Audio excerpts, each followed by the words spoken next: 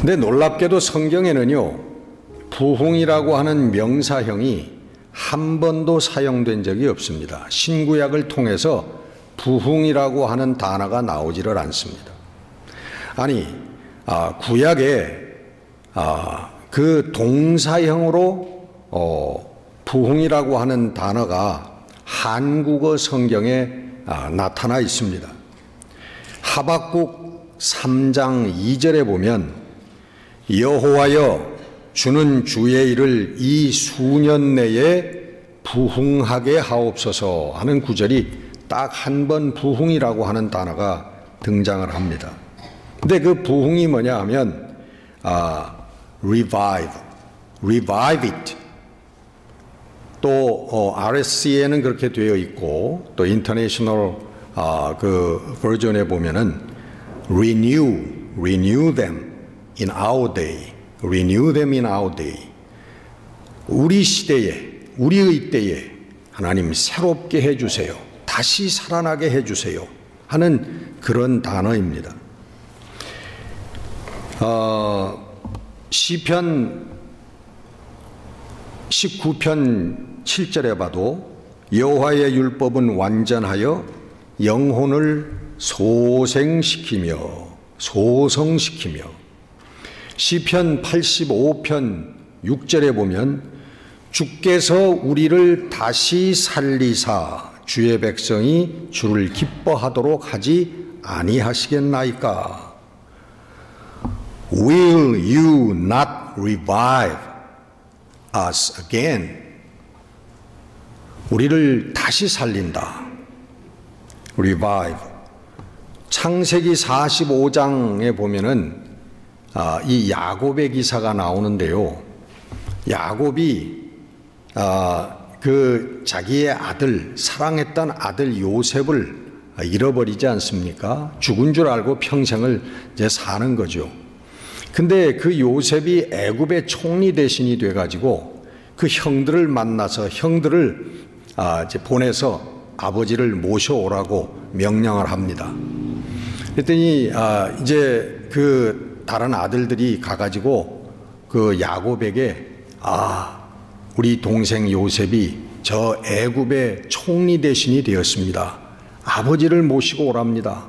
여러 가지 말로 야곱을 권하는데 이 야곱이 요셉이 자기를 태우러 보낸 수레를 보고 나서야 저의 기운이 소성한지라 그렇게 기록이 되어 있어요. 이게 바로 revive. 다시 저의 기운이 살아났다는 거예요. 결론적으로 성경이 얘기하는 우리가 사용하는 부흥이라고 하는 단어가 뭐냐 하면 다시 산다라고 하는 뜻입니다. 우리의 영혼이 다시 살고 우리의 삶이 다시 힘을 얻고 살아난다고 하는 것이 부흥인 거예요. revive. 우리는 가짜 부흥의 세계에 살고 있습니다. 우리는 부흥을 사회에서는 성공이라고 부르죠. 우리는 돈을 많이 버는 사업이라든가 또 직업이라든가 그런 것을 가진 사람들에게 성공했다라고 그렇게 말을 합니다. 근데 여러분, 정말 이 세상에서 참다운 우리 기업의 성공, 또 우리 일의 성공, 직장의 성공은 여러분, 남을 해치고 남을 짓밟고 어떤 수단과 방법을 가리지 않고서라도 우리 재물을 많이 모으고 높은 자리에 올라가는 것이 그것이 성공이 아닌 것입니다. 이 세상의 성공도 참다운 성공은 남을 이롭게 하고 우리 정말 우리의 사회, 우리 나라와 민족에 이바지할 수 있는 그런 것이 참다운 성공인 것입니다. 물질이나 명예라고 하는 것은 그 다음에 오는 것들이에요. 근데 오늘 우리 현대교회는 이 세상의 성공을 교회의 부흥이라고 부르고 있습니다. 안타깝게도.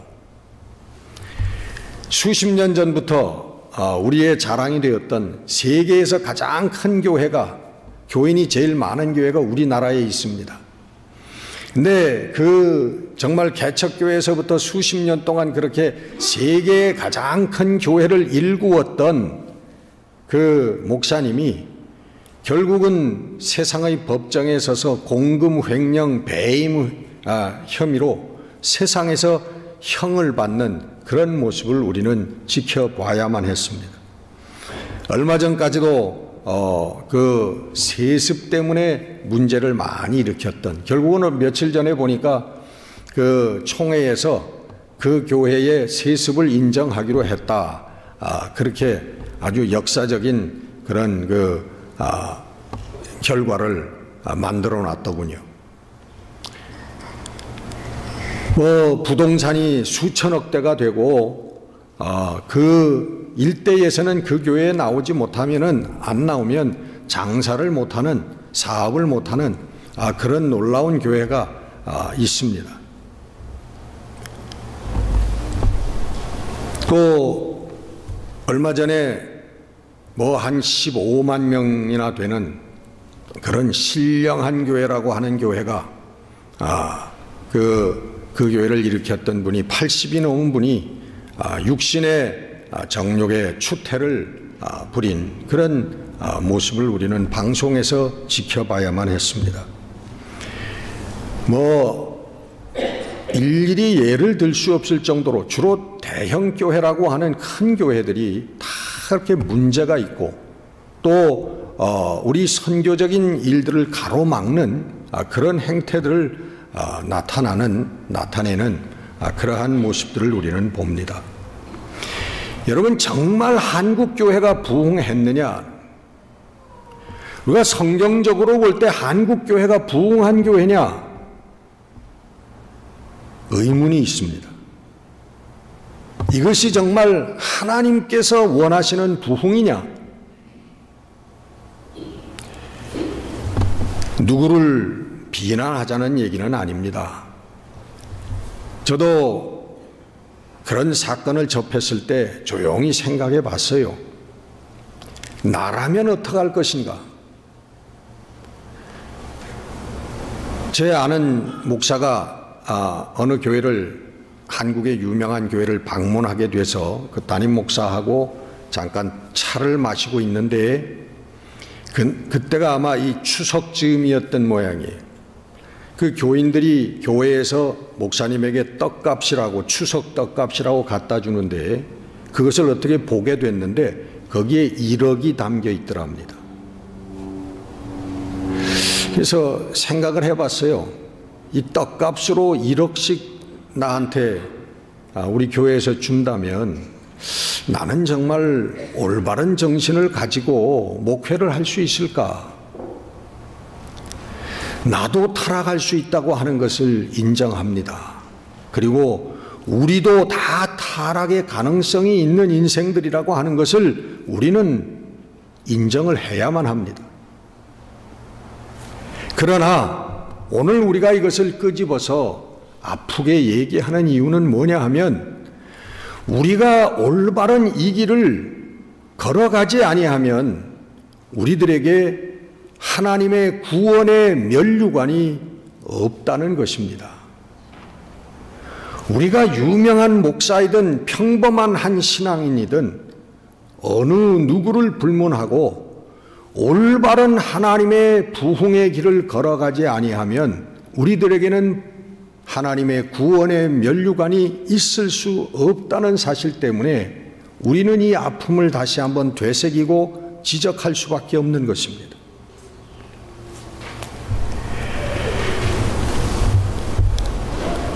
우리 교회가 세상의 성공을 교회의 부흥이라고 여기고, 우리 세상의 잘못된 성공과 부흥을 우리 교회가 바로잡아 줄 수 있는 교회가 아니라 오히려 세상의 성공과 부흥을 우리의 교회의 부흥과 성공이라고 우리가 여기게 될 때, 그게 바로 교회의 타락이라고 하는 것이죠. 성경은 분명히 부흥이라고 하는 것은 다시 살아나는 영적인 삶이라고 우리들에게 말씀하고 가르치고 있습니다. 성경은 예수를 믿는다고 하는 것은 거듭나는 것이라고 말씀하고 있습니다. born again, 거듭난다, 다시 태어난다. 요한복음 3장 5절에 사람이 물과 성령으로 거듭나지 아니하면, 다시 태어나지 아니하면 하나님 나라에 들어갈 수가 없느니라. 우리 주님께서 분명하게 말씀을 하고 있습니다. 물과 성령으로 다시 태어난다, 거듭난다라고 하는 것은 우리의 영적인 삶의 바탕이 달라진다고, 기초가 달라진, 근원이 달라진다라고 하는 것을 의미하는 것입니다. 우리가 믿음으로 거듭나게 되면, 예수님을 영접하고 믿음으로 거듭나게 되면 세상을 바라보고 물질을 바라보고 인생을 바라보는 눈이 변화된다는 거예요. 우리가 확실히 알 수 있는 단 한 가지의 사실은 그렇습니다. 눈이 달라진다는 거예요. 우리 성도들도 살아갈 때에 여러 가지 삶의 풍랑들을 만납니다. 왜 이런 일들이 나에게 일어날까 하는, 좀 비켜가고 싶은 그런 사건들이 피할 수 없이 우리의 인생들에 다가옵니다. 그것이 거듭난 사람들에게는 역경과 저주가 아니라 오히려 축복이 된다고 바라보는 눈이 바로 거듭난 자의 눈인 것입니다. 그래서 야고보 사도는 말합니다. 너희가 여러 가지 시험을 만나거든 온전히 기쁘게 여기라. 아멘. 우리에게 다가오는 어려운 사건들이 그것이 우리의 삶을 저주하는 것들이 아니라 하나님께서 거기에 의미를 부여하시고 가치를 부여하셔서 그 사건을 통하여 우리가 하나님께 좀 더 가까이 나가고 우리 부부가 더욱 그리스도의 사랑으로 사랑하게 되어지고 또 우리 자녀들이 믿음으로 서고 우리 가정이 화목하게 되어지는 그러한 축복을 우리는 그 속에서 바라볼 수 있기 때문에, 그런 안목을 가질 수 있기 때문에 우리는 시험을 만날 때마다 온전히 기뻐하라 하고 권고하고 있는 것입니다. 여러분, 왜 그럴까요? 우리가 거듭나면, 우리가 영적으로 새로워지면, 영적으로 다시 살아나면 왜 그런 일들이 일어날까요? 오늘 본문은 말씀합니다. 오늘 본문은 예수 그리스도가 우리 속에 와 계시기 때문이라고 얘기합니다. 그리고 우리가 예수 그리스도 속에 있기 때문이라고 얘기합니다. 그렇기 때문에 우리는 예수 그리스도의 음성을 우리가 듣게 되는 것이고, 예수 그리스도의 뜻을 우리가 알게 되는 것이고, 예수 그리스도의 원하시는 가르침이 무엇인가라고 하는 것을 우리가 알게 된다는 거예요. 왜? 예수님이 우리 속에 있기 때문에, 우리가 예수님 속에 있기 때문에 우리는 알게 된다는 것입니다. 그래서 우리는 우리 속에, 우리의 가정에, 우리의 자녀들에게 예전에는 안 계시던 분이 계시기 때문에, 이 한 가지의 요인 때문에 우리의 삶이 변화한다라고 하는 것입니다. 우리 거듭난 성도들의 축복이 바로 여기에서부터 시작되는 것인 줄 여러분 믿으시기를 바랍니다. 이것이 오늘 본문에 우리 달라진, 새롭게 revive, 새롭게 살아난 사람의 모습입니다. 21절에 보면 우리 마음이 우리를 책망할 것이 없으면 우리가 하나님 앞에서 담대함을 얻고 라고 말합니다. 여러분, 우리 마음이, 여러분, 다른 사람은 우리를 다 칭찬하고 박수치고 성실하고 훌륭한 사람이라고 얘기할지 모르지만 어떤 경우에 내 마음은 나를 보고 그렇게 얘기하지 않는 경우가 많습니다. 예? 넌 네가 알잖아. 내 마음이 나에게 얘기를 합니다. 너는 탐욕과 욕망으로 가득 찬 자고 위선자라고, 너는 도적질한 놈이고 간음자고, 너는 살인자라고. 우리의 마음이 우리를 책망할 때가 얼마든지 있습니다. 그러나 이 마음이 우리를 내 마음이 나를 책망하지 할 것이 없다면 우리는 하나님 앞에서 담대함을 얻는다. 그러면 내 마음이 나를 책망하는 것이 무엇이냐? 그것은 오늘 본문 위를 잠깐 거슬러 올라가 봐야 됩니다. 18절, 오늘 본문에 우리 위에 18절에 보면, 자녀들아, 우리가 말과 혀로만 사랑하지 말고 행함과 진실함으로 하자라고 말씀합니다. 바로 그거예요. 우리 마음이 우리를 책망하는 게 뭐냐 하면, 너 왜 혀와 말과 혀로만 너 사랑하느냐? 사랑한다 하면서 왜 말과 혀로만 하냐? 행함과 진실함으로 하라. 행함과 진실함으로 사랑하는 자에게는 그의 마음이 저를 책망할 것이 없다는 것입니다. 그 사람은 하나님 앞에서 담대함을 얻는다는 것, 하나님 앞에 담대하게 설 수 있다고 하는 것입니다.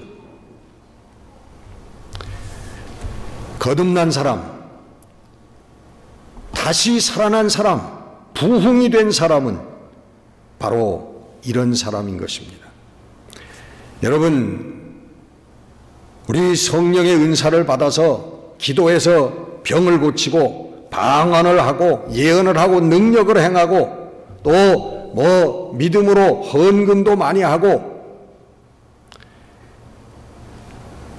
그런 것들을 여러분 나쁘다고 하는 게 아니라 그런 것들을 다 포함해서 우리는 진실된 사랑으로 행하는 삶을 이루어 나가는 것이 바로 신앙이라고 하는 것이, 하나님 앞에 설 수 있는 우리들의 삶의 모습이 된다고 하는 것입니다.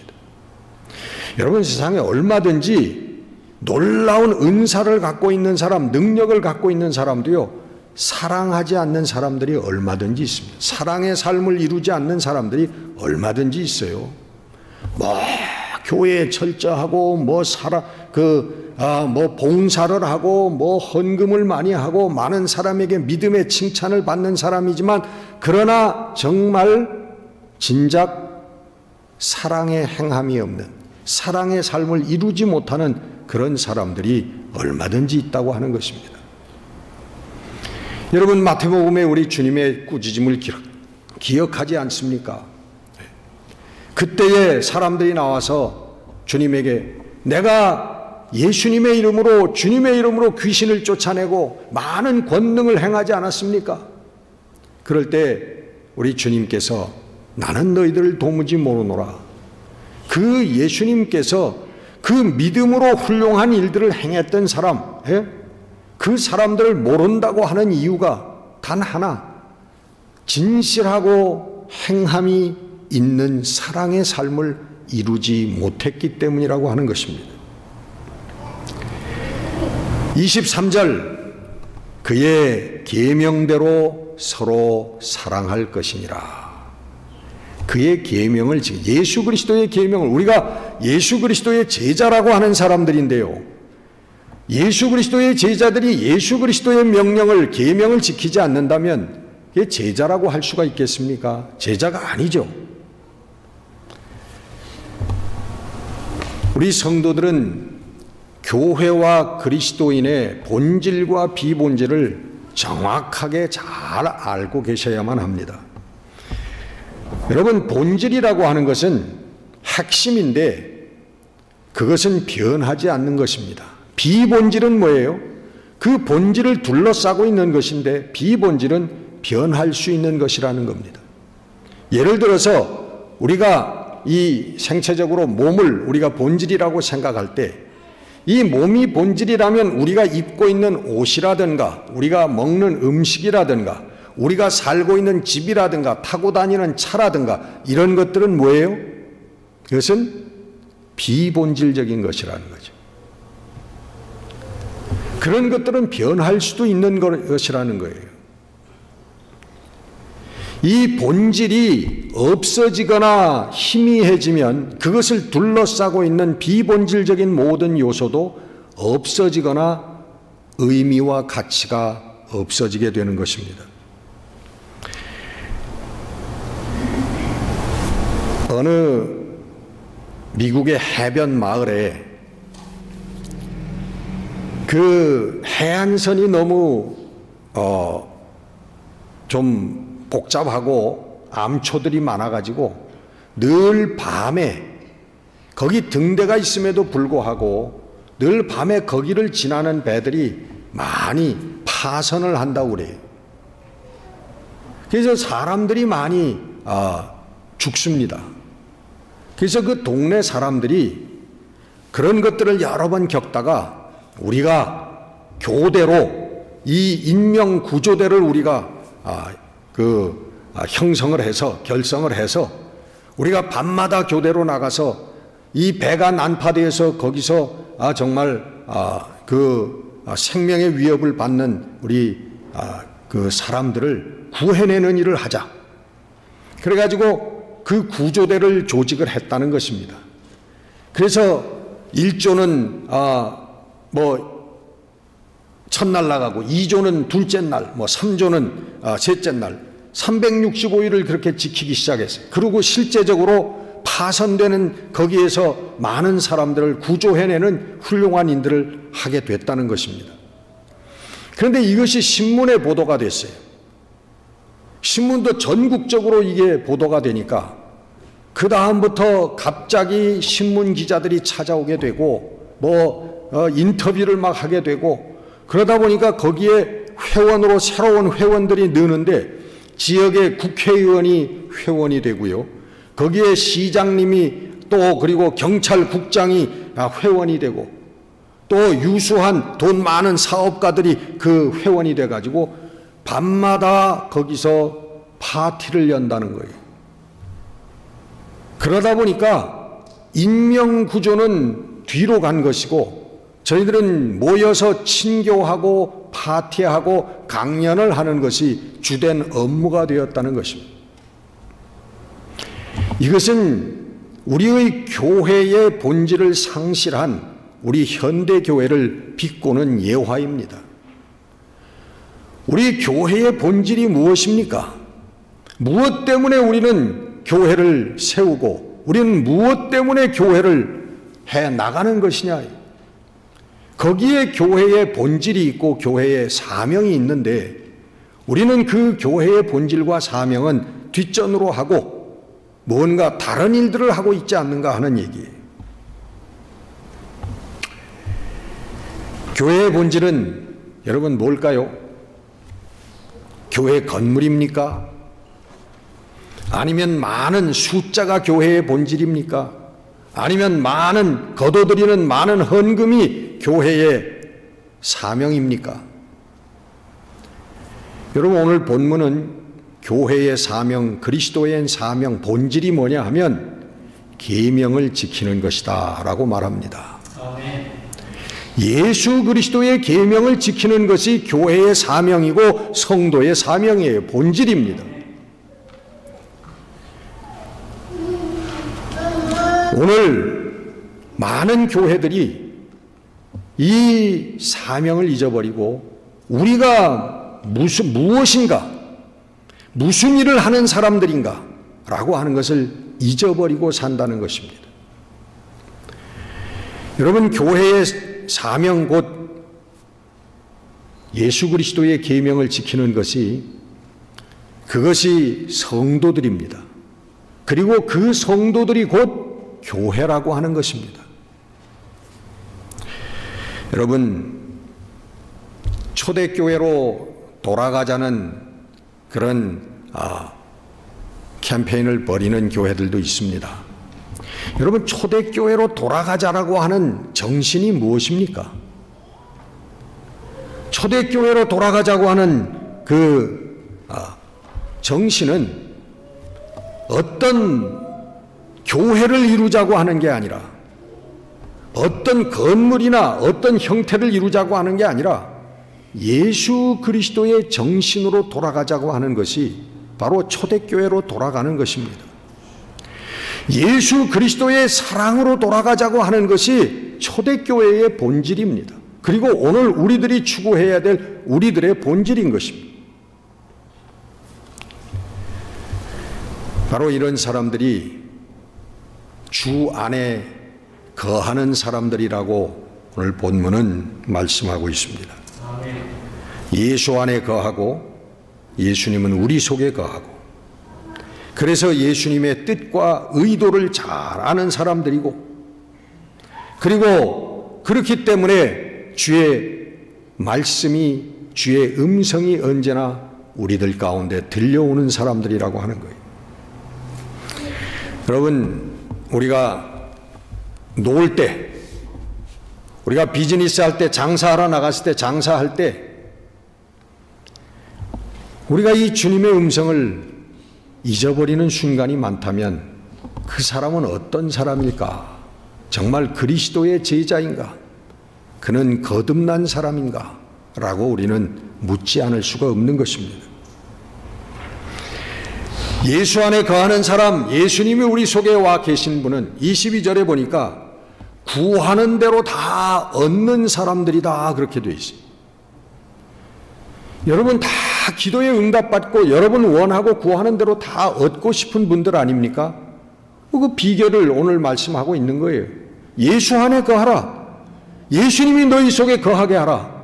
그러면 너희들 구하는 대로 모든 것을 얻을 수 있는 사람이 되리라 라고 말씀하고 있는 것입니다.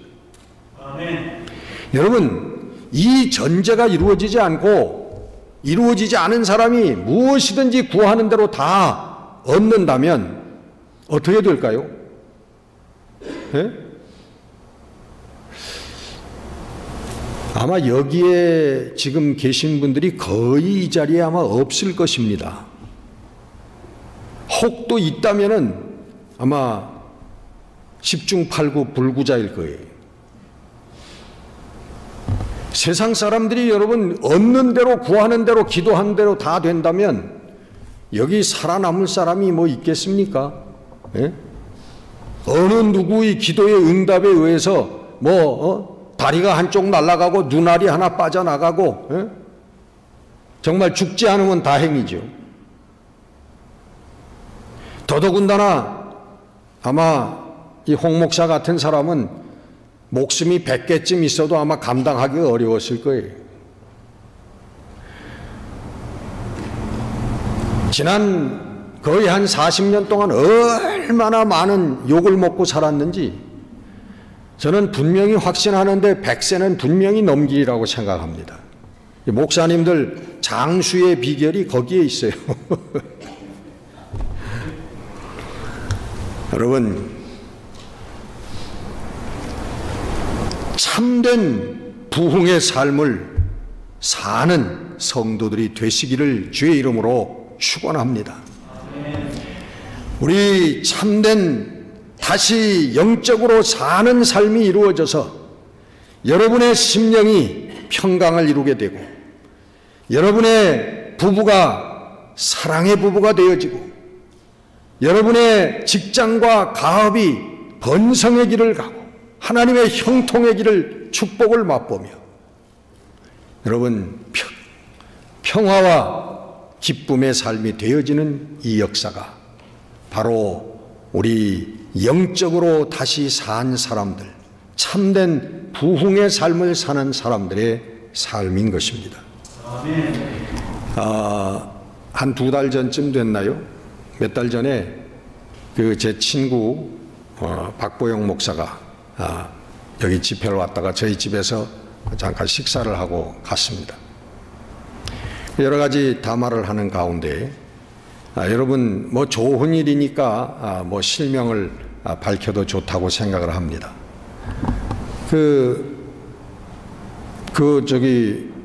서울의 그 큰 교회가 뭐 세습을 하느니 안 하느니 하고 한참 그 문제가 일어났을 때 그때 우리 박 목사는 조용히 은퇴식도 하지 않고 그냥 교회의 후임자에게 그 교회를 물려줬습니다. 그리고 은퇴금이라고 하는 것도 한 푼도 받지 않고 그저 기도원으로 들어갔습니다. 마가의 다락방 기도원을 하는데 저도 가서 거기서 집회도 해봤지만 특별 집회를 할 때는 한 2,000명 정도 이렇게 모여요. 이 의자가 없이 바닥에들 앉기 때문에 아주 굉장히 넓긴 넓지만 그래도 그 작은데 한 2,000명이 한 1, 2층으로 이렇게 모이더라고요. 근데 이번에 그 인천에서 청라지구라고 하는 데가 있는데 거기에 교회를 개척했다고 그래요. 교회를 개척했는데 얘기를 하는 걸 들어보니까 그 마가의 다락방에 오던 사람들 다 그리로 보낸 거예요. 그래서 지난주에 83명인가 68명인가가 모였대요. 마가의 다락방.